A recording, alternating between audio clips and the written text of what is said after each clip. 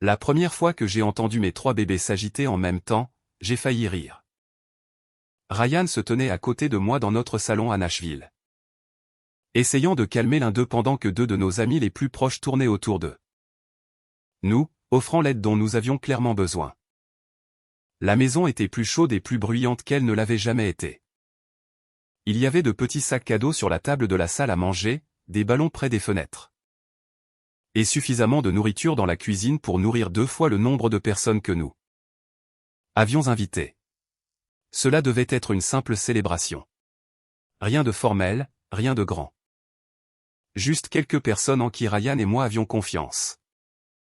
Réunis pour enfin célébrer les 3 petites vies qui avaient bouleversé notre monde. J'étais assise sur le canapé avec un bébé contre ma poitrine lorsque Ryan s'est penché et m'a demandé tout bas. « Tu vas bien ?» J'ai d'abord hoché la tête. Puis j'ai regardé la minuscule main enroulée autour de mon doigt. Pour une raison quelconque, c'est cela qui m'a fait craquer. Pas les décorations, pas les félicitations. Pas même le fait que nous étions enfin tous à la maison ensemble. C'était cette minuscule main qui refusait de lâcher la mienne. Ma gorge s'est serrée avant que je puisse l'empêcher. Ryan l'a remarqué immédiatement.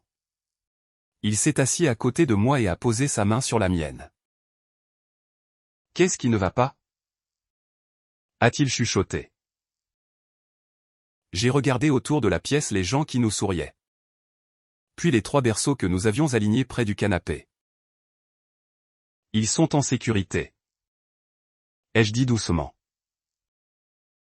Ryan n'a pas répondu. Il savait exactement ce que je voulais dire. Quelques semaines plus tôt, j'étais allongé dans un lit d'hôpital. Persuadé que la pire partie de ma grossesse était enfin derrière moi. J'avais survécu à des mois de peur. J'étais entré en travail alors que mon mari se trouvait à des milliers de kilomètres. Et j'avais mis au monde 3 bébés en bonne santé. Je pensais que le plus dur était terminé. Je n'avais aucune idée que ma propre famille était sur le point d'entrer dans cette chambre d'hôpital et de décider que l'un de mes enfants leur appartenait.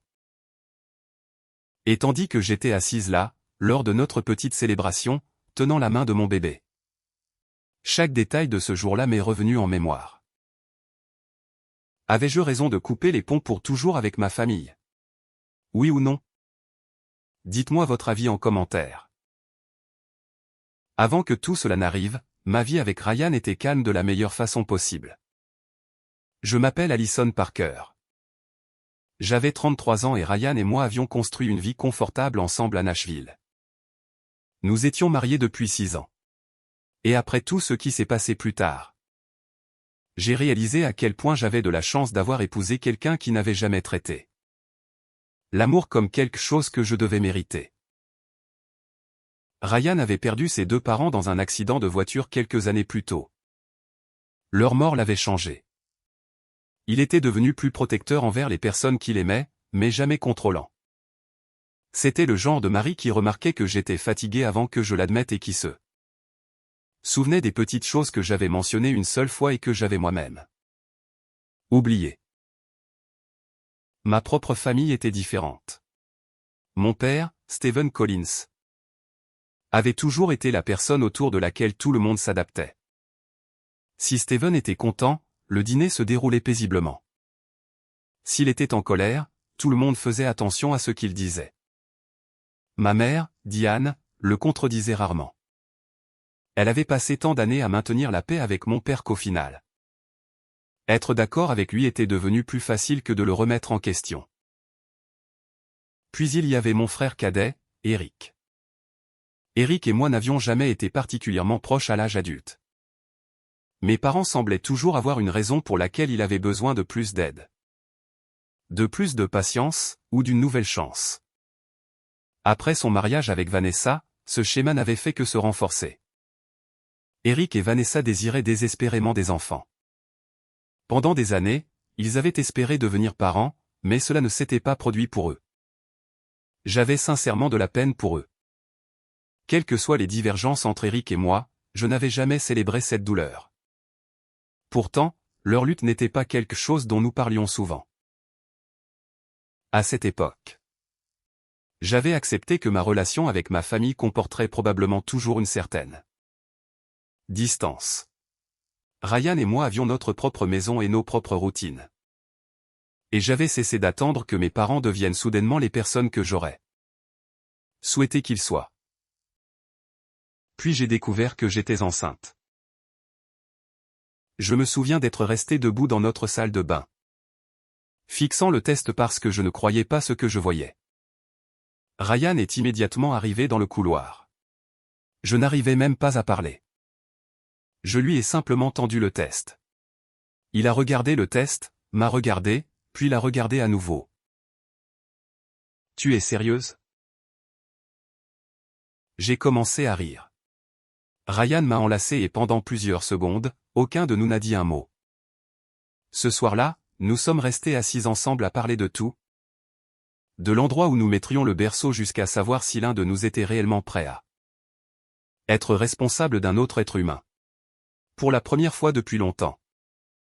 Je me suis aussi autorisé à espérer que peut-être ce bébé pourrait rapprocher ma famille. Quand j'ai annoncé la nouvelle à mes parents, leur réaction a été polie mais retenue. Maman m'a félicité. Papa a dit qu'il était heureux pour nous. Eric et Vanessa étaient plus silencieux. Je comprenais pourquoi, alors je n'ai pas insisté. À ce moment-là, Ryan et moi croyions que nous nous préparions pour un seul bébé. Quelques semaines plus tard, nous sommes entrés dans un rendez-vous de routine en nous attendant à être rassurés que tout progressait normalement. Au lieu de cela, j'ai vu la personne qui m'examinait s'arrêter. Ryan a serré ma main.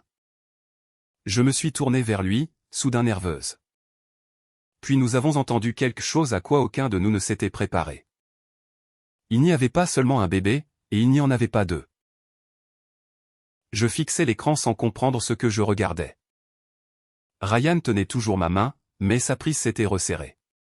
Je me souviens avoir demandé. Est-ce que tout va bien? La réponse a changé tous les plans que nous avions faits.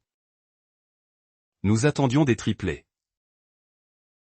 Pendant quelques secondes, Ryan et moi nous sommes simplement regardés. J'ai réellement pensé qu'il y avait eu une sorte d'erreur. Nous avions passé des semaines à parler d'un seul berceau, d'un seul siège auto.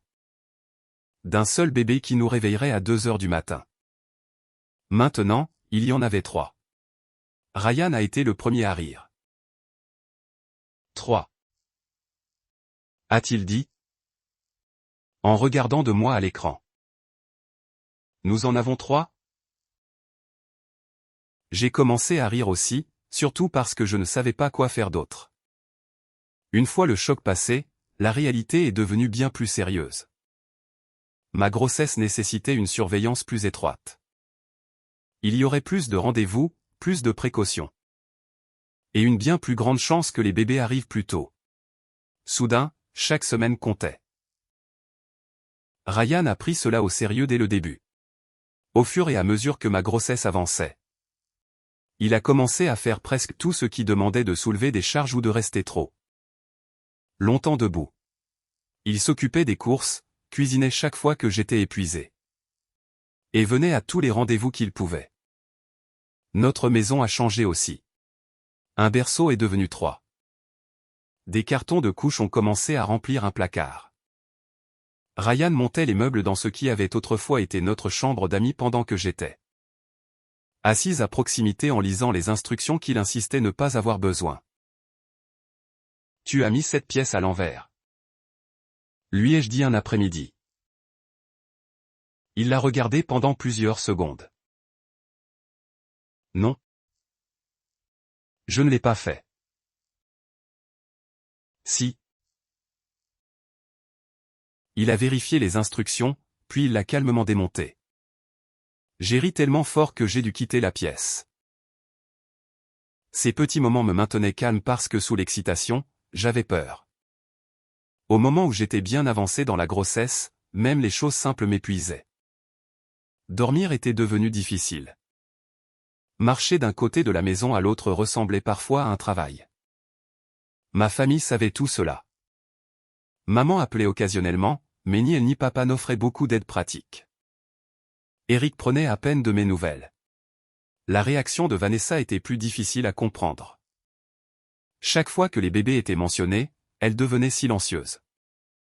Une fois, lors d'un appel familial, j'ai mentionné que Ryan et moi essayions de comprendre comment nous allions gérer 3 nouveau-nés.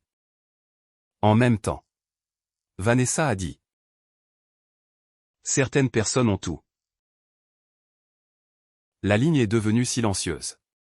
Je savais exactement ce qu'elle voulait dire. Pourtant, j'ai laissé tomber. Je me suis rappelé qu'elle et Eric avaient passé des années à désirer un enfant. Je me suis dit que son commentaire venait de la douleur, pas du ressentiment.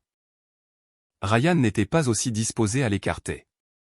Après l'appel, il m'a regardé et a dit: tu n'as pas à continuer de trouver des excuses aux gens juste parce que c'est la famille. Je lui ai dit que cela ne valait pas la peine de se transformer en dispute. À l'époque, je le croyais. Puis, alors que j'entrais dans la dernière ligne droite de ma grossesse, Ryan est rentré du travail un soir avec une expression sur le visage qui m'a immédiatement inquiété. Son entreprise avait besoin de lui à l'étranger pour une réunion importante. Et le timing ne pouvait pas être pire. Ryan n'a même pas enlevé sa veste lorsqu'il m'a dit: je ne veux pas y aller. J'étais assise à la table de la cuisine, les 2 mains posées sur mon ventre. À ce moment-là, j'étais enceinte de 8 mois, et presque tout était devenu inconfortable. Quand? Ai-je demandé. Jeudi. C'était dans 3 jours. Son entreprise avait besoin de lui pour une réunion à l'étranger qui avait été programmée avec très peu de préavis. Il a expliqué que plusieurs cadres supérieurs seraient présents et que sa présence était attendue. Dans des circonstances normales, cela aurait été un voyage d'affaires de routine. Rien dans nos circonstances ne semblait normal. Combien de temps? Quelques jours. Je rentrerai directement à la maison dès que ce sera terminé. Je pouvais voir le conflit sur son visage. Ryan avait déjà commencé à refuser les voyages inutiles à cause de ma grossesse. Avec des triplés. Nous savions tous les deux qu'il y avait une réelle possibilité que je n'arrive pas jusqu'à la date que nous avions initialement imaginée. On peut leur dire non, a-t-il dit. Je vais trouver une solution. Une partie de moi voulait qu'il le fasse. Mais je savais aussi à quel point il portait de responsabilités au travail. Nous sommes arrivés jusqu'ici, lui ai-je dit. Je vais bien pendant quelques jours. Il n'était pas convaincu. Avant de partir, Ryan a rempli le réfrigérateur, a tout vérifié dans la maison et m'a fait promettre que je n'essaierai de gérer aucune situation difficile seul. Puis il a posé la question que aucun de nous n'avait vraiment voulu discuter. Et tes parents? Je savais ce qu'il voulait dire. Si quelque chose se passait pendant son absence, ils étaient la famille la plus proche que j'avais. J'appellerai maman, ai-je dit. J'ai parlé à Diane ce soir-là et je lui ai expliqué que Ryan serait brièvement hors du pays. Je ne lui ai pas demandé d'emménager avec moi. Je ne m'attendais pas à ce que quiconque bouleverse toute sa vie. J'ai seulement demandé si elle et papa pouvaient garder leur téléphone à proximité au cas où j'aurais besoin d'aide.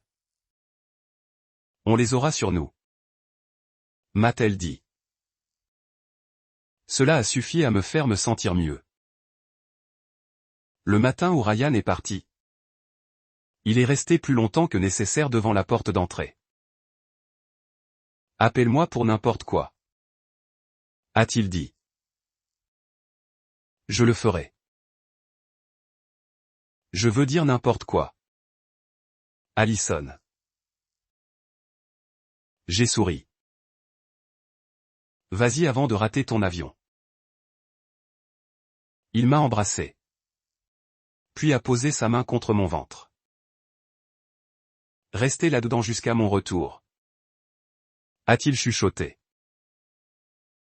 J'ai ri. Après son départ, la maison a semblé étrangement vide. Le premier jour s'est déroulé sans problème. La majeure partie du deuxième aussi. J'ai gardé mon téléphone près de moi. Me suis reposé autant que possible et me suis rappelé que Ryan serait bientôt de retour. Puis, tard cette nuit-là, je me suis réveillé avec une sensation assez forte pour me faire asseoir d'un coup. J'ai attendu qu'elle passe. Quelques minutes plus tard, cela s'est reproduit. À la troisième fois, je n'essayais plus de me convaincre que ce n'était rien. J'ai tendu la main vers mon téléphone. La première personne que j'ai appelée n'était pas Ryan. C'était ma mère. Ma mère a répondu après plusieurs sonneries. Maman? Je pense que quelque chose se passe. Il y a eu un silence. Que veux-tu dire? J'ai expliqué que la douleur avait commencé soudainement et devenait régulière. Je lui ai dit que Ryan était toujours à l'étranger et que j'étais seul. Est-ce que toi et papa pouvaient venir? Je ne leur demandais pas de diagnostiquer quoi que ce soit. Je ne voulais simplement pas être seul pendant que je décidais de la suite.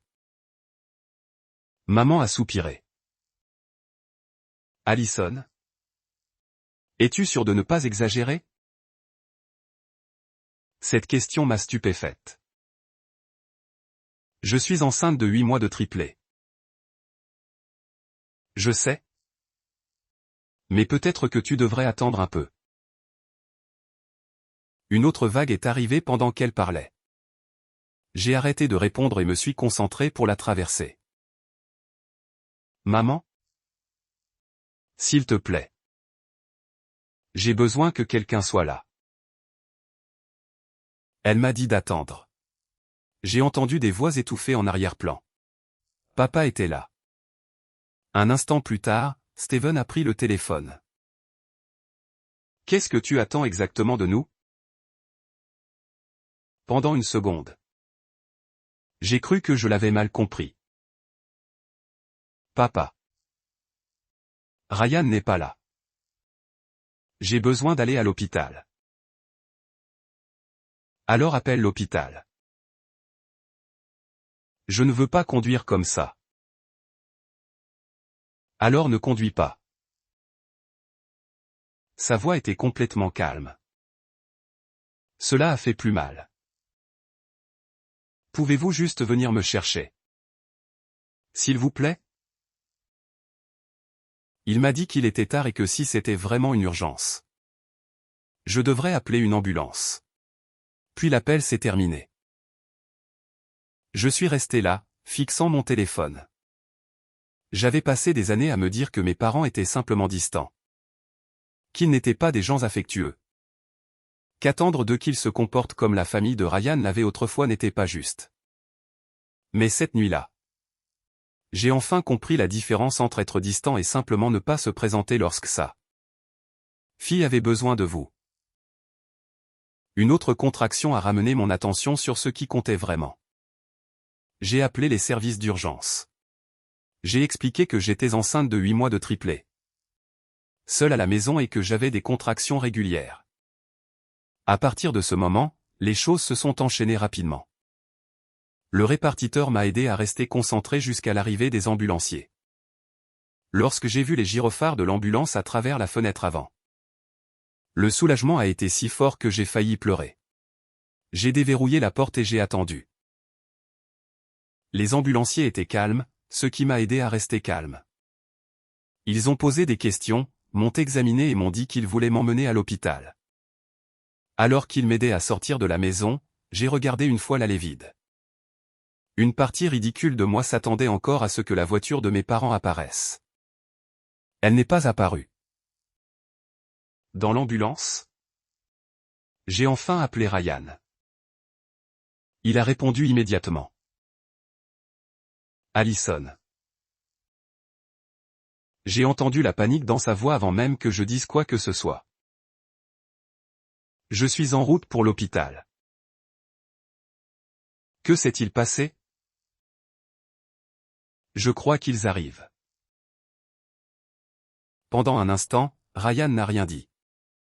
Puis il a commencé à poser des questions si vite que j'ai dû l'interrompre. Je vais bien. Les ambulanciers sont avec moi. Je rentre à la maison. Ryan? Tu es à l'étranger. Je m'en fiche. Je lui ai dit de contacter son entreprise, de changer ce qu'il devait changer. Et de m'appeler dès qu'il saurait ses arrangements de voyage. Lorsque nous sommes arrivés à l'hôpital, j'ai été emmené à l'intérieur et évalué immédiatement.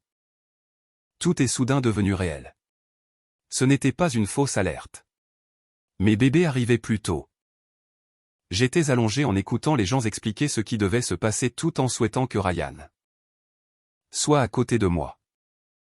Mais sous cette peur, il y avait autre chose. De la colère. Mes parents savaient que j'étais seul. Ils m'avaient entendu demander de l'aide et ils avaient choisi de rester chez eux. Je ne le savais pas encore. Mais ce ne serait pas le choix le plus douloureux que ma famille ferait cette semaine-là. Pas même de près. Une fois que l'équipe médicale a confirmé que les bébés arrivaient, tout autour de moi a semblé s'accélérer. Parce que je portais des triplés et qu'ils arrivaient plus tôt.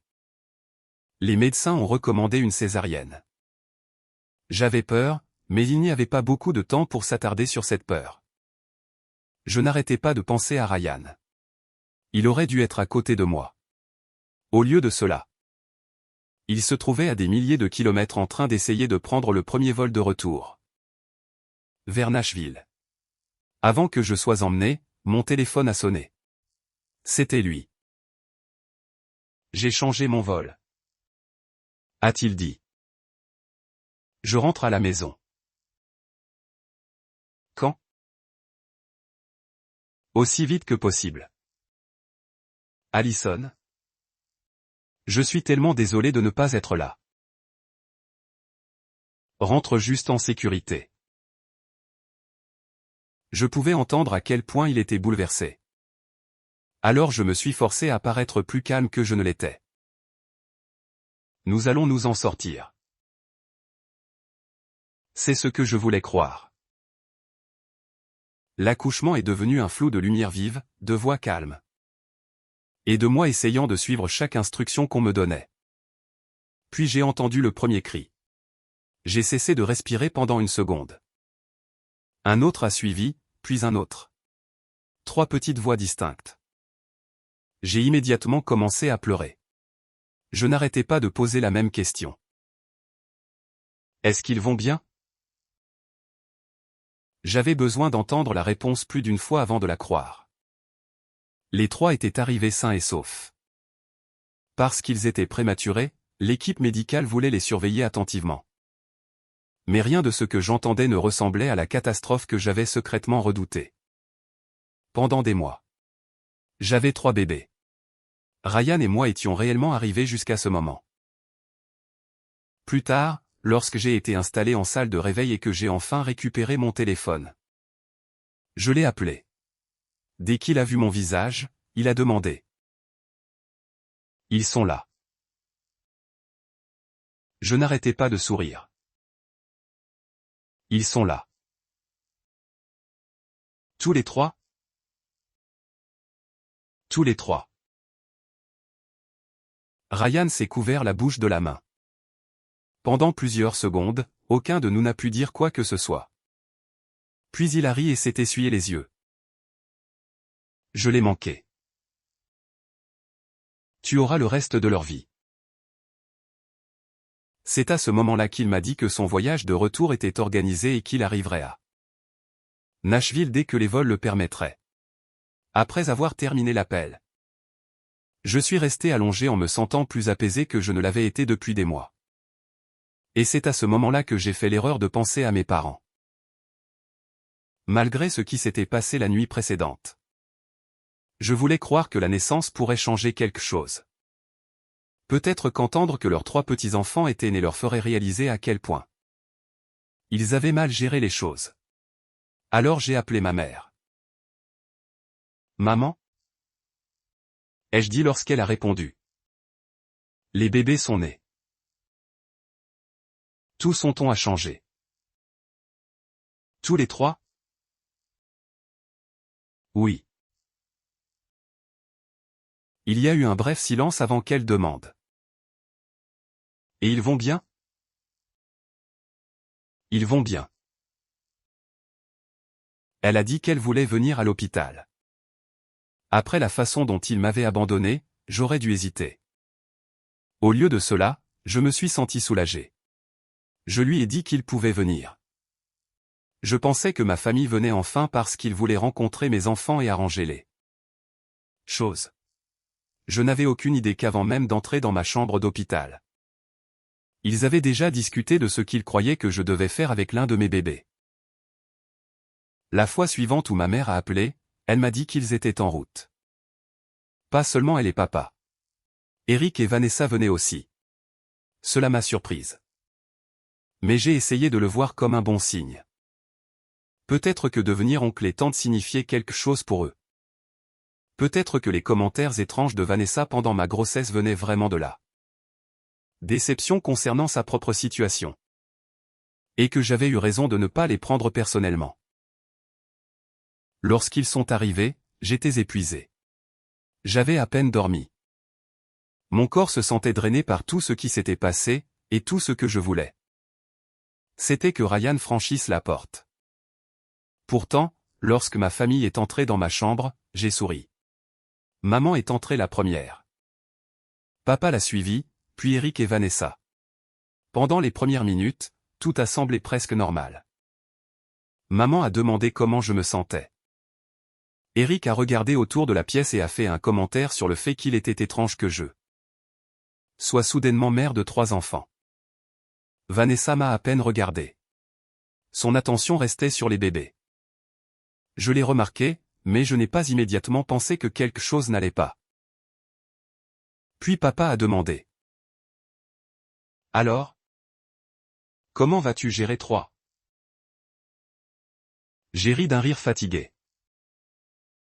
Probablement avec très peu de sommeil. Personne n'a ri avec moi. Papa a jeté un regard à Eric. Ce fut le premier moment où j'ai senti que quelque chose changeait.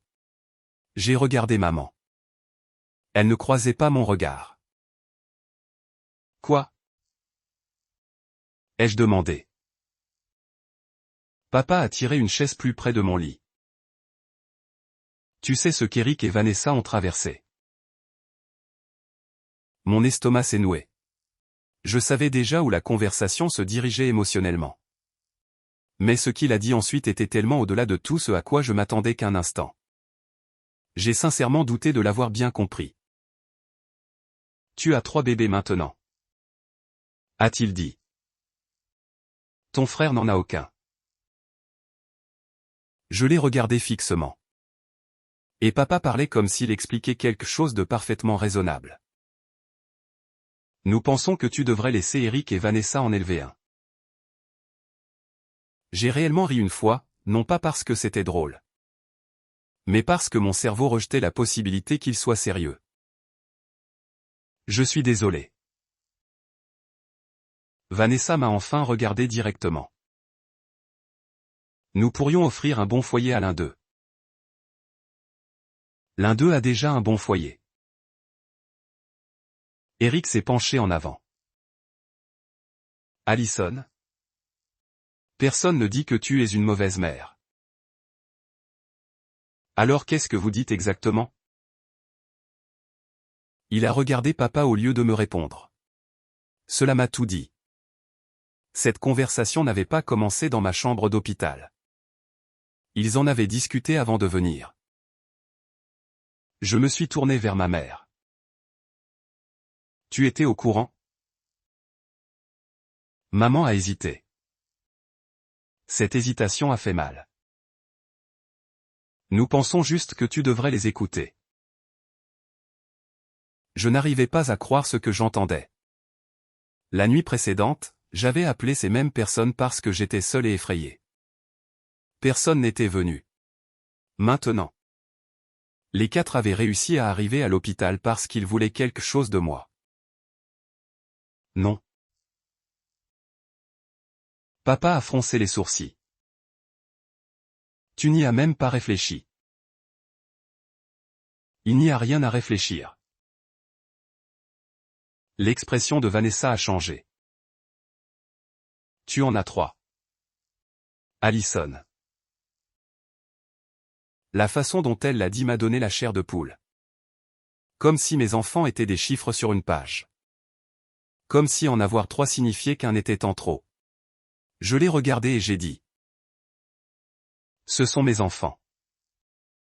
Les 3. Eric s'est levé. Tu sais ce que Vanessa et moi avons traversé. Je le sais. Et je suis désolé. Mais cela ne vous donne aucun droit sur mon bébé. La voix de papa est devenue plus ferme. Attention à la façon dont tu parles à ton frère. Je me suis tourné vers lui. Je suis allongé dans un lit d'hôpital après avoir mis au monde 3 bébés. Et vous me dites d'en donner un. Comment exactement aimeriez-vous que je réagisse? Personne n'a répondu. Pendant plusieurs secondes, la pièce est devenue silencieuse. Puis papa s'est levé. Il a regardé les bébés, puis m'a regardé. Tu es égoïste. Ce mot m'a presque coupé le souffle. J'avais passé toute ma vie à entendre une version de cela chaque fois que je refusais de donner à ma famille ce qu'elle voulait. Mais ce n'était pas de l'argent. Ce n'était pas une faveur. Ce n'était pas quelque chose que je pouvais remplacer. J'ai regardé Steven droit dans les yeux. Aucun de mes enfants ne partira avec qui que ce soit. Eric a marmonné quelque chose entre ses dents. Papa s'est tourné vers lui. Puis Vanessa s'est approchée de l'un des bébés. Je me suis immédiatement redressé. Non. Elle s'est arrêtée. Mon père m'a regardé avec une expression que je connaissais trop bien. La conversation était terminée dans mon esprit, mais dans le sien. Ma réponse était apparemment encore négociable. J'ai regardé Vanessa et me suis répété. Éloigne-toi de mon bébé. S'il te plaît. Elle l'a fait, mais seulement après avoir jeté un regard à Eric. Ce petit regard entre eux m'a dit qu'ils avaient discuté de bien plus qu'ils ne l'admettaient. Papa s'est rapproché. Allison. Arrête de transformer ça en quelque chose de laid. J'arrivais presque à ne pas croire que ces mots venaient de lui. C'est moi qui le rends laid? Tu pourrais aider ton frère. Pas en lui donnant mon enfant. Eric a finalement perdu patience. Tu en as 3. Et ils sont tous les miens. Son visage s'est crispé. Tu sais que Vanessa ne peut pas avoir d'enfant. Je l'ai regardé. Et je suis sincèrement désolé pour ce que vous deux avez traversé. Mais vous ne résolvez pas cela. En décidant que vous pouvez prendre l'un des miens. Maman s'est avancée. Tout le monde doit se calmer. Je me suis tourné vers elle. Alors dis-leur de partir. Elle ne l'a pas fait.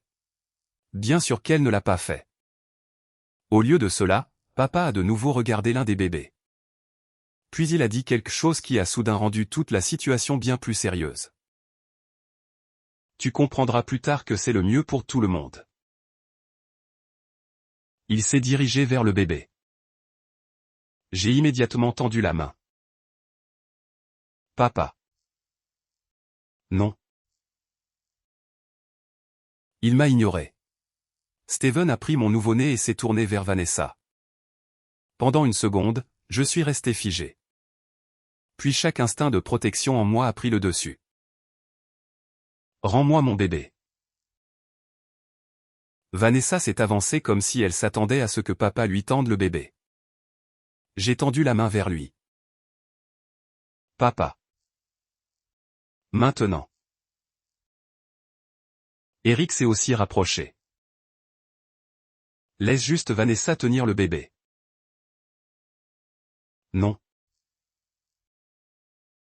Ma voix était plus forte cette fois. Papa s'est retourné vers moi. Tu dois arrêter d'agir comme si nous étions des inconnus. Vous essayez de prendre mon enfant. Personne ne prend rien. Alors remets mon bébé. Eric a parlé derrière lui. Papa. Ne la laisse pas faire ça encore une fois. Elle obtient toujours ce qu'elle veut parce que tout le monde cède. C'est à ce moment-là que j'ai réalisé qu'Eric n'essayait pas de calmer notre père. Il le poussait. Papa m'a regardé, puis le bébé dans ses bras. J'ai essayé de me rapprocher et de reprendre mon enfant. Rends-moi mon bébé.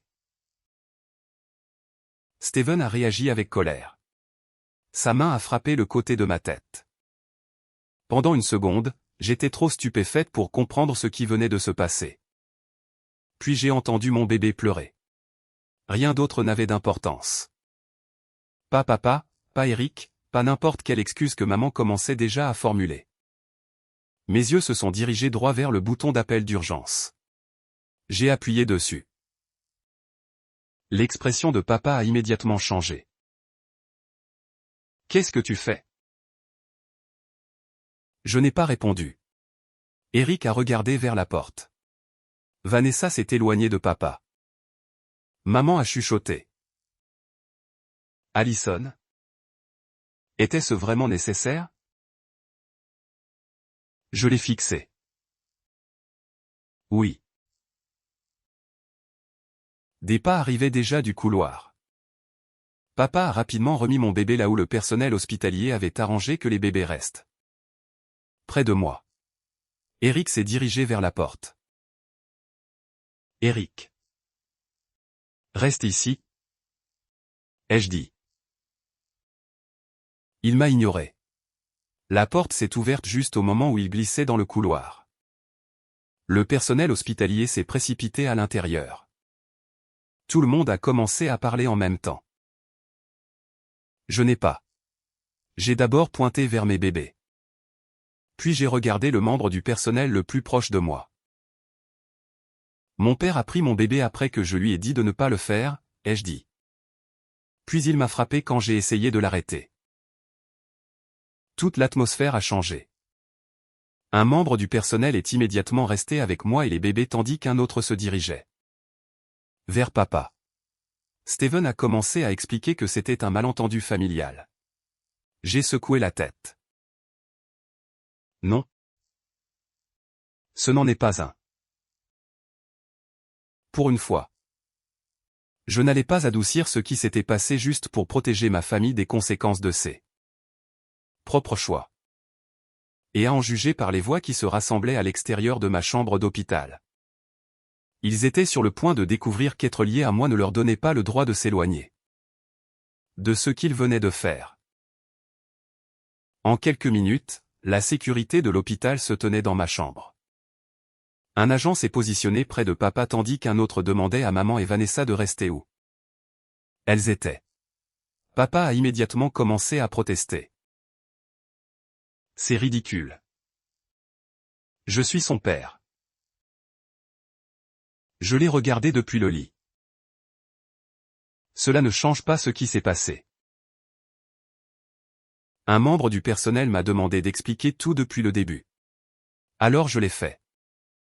Je leur ai parlé de papa exigeant que je donne l'un de mes bébés à Eric et Vanessa. J'ai expliqué que j'avais refusé à plusieurs reprises, qu'il avait quand même pris mon bébé. Et qu'il m'avait frappé lorsque j'avais essayé de l'arrêter.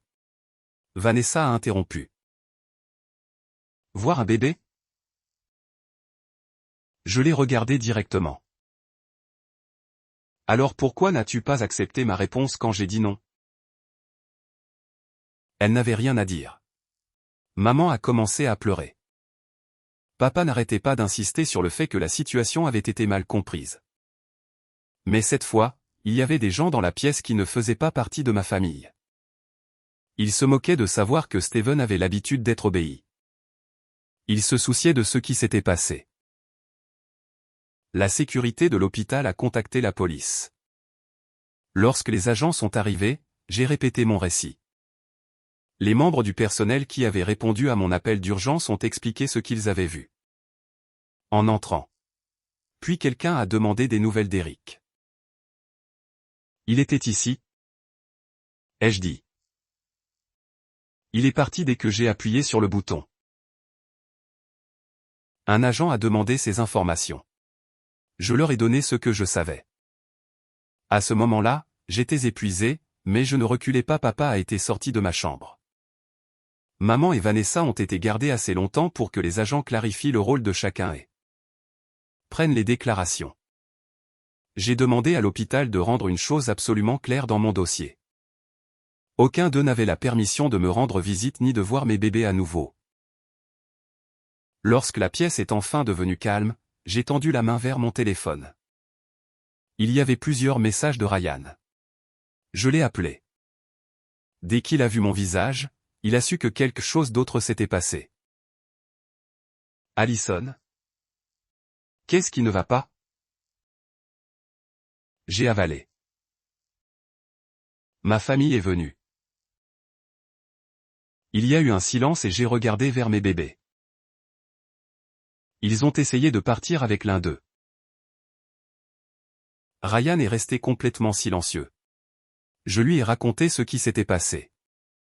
Lorsque j'ai terminé, sa voix était différente. Calme, contrôlée.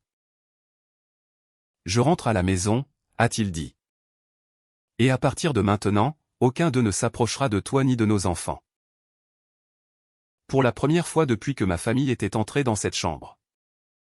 J'ai senti que je pouvais respirer. Mais Eric était toujours parti, et la police le recherchait maintenant.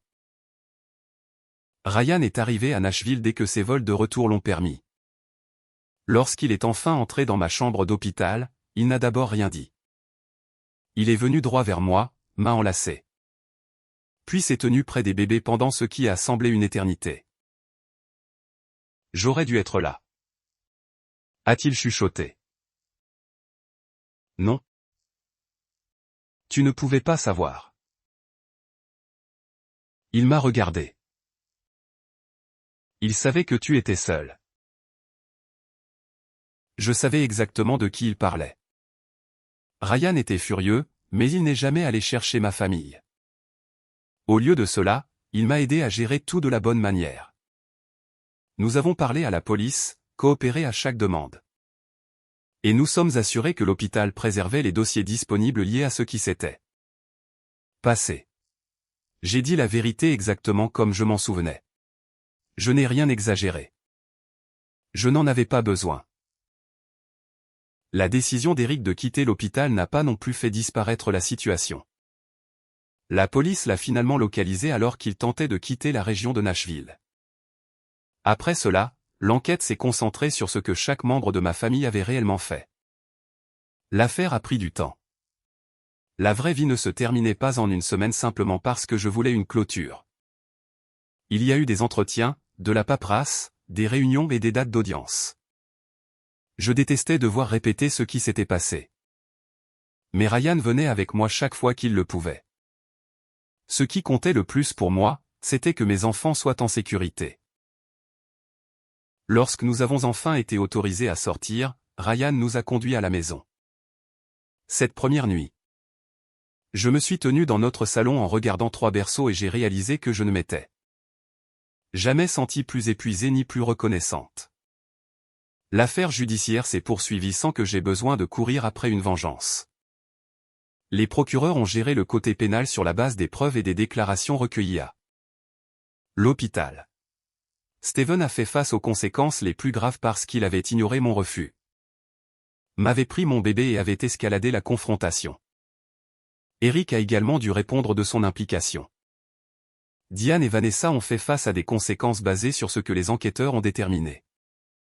Concernant leur participation au plan et ce qui s'était passé dans ma chambre. Lorsque le processus judiciaire s'est terminé. Il y a eu des condamnations et des restrictions ordonnées par le tribunal qui ont rendu une chose très claire. Aucun d'eux ne pouvait simplement prétendre que ce qui s'était passé avait été un simple désaccord familial. Steven a reçu la peine la plus sévère.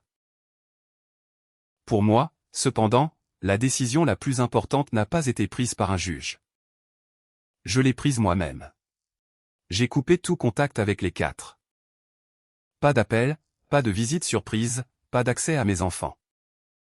Ryan ne m'a jamais demandé de leur pardonner et il ne m'a jamais poussé à oublier. Il m'a simplement aidé à construire le foyer paisible que j'avais toujours voulu.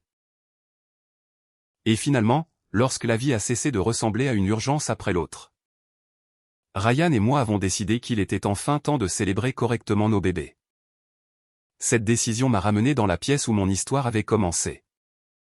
Et juste comme ça, j'étais de retour sur notre canapé. La même petite main était toujours enroulée autour de mon doigt. Ryan était à côté de moi, me regardant silencieusement tandis que j'essuyais mes yeux.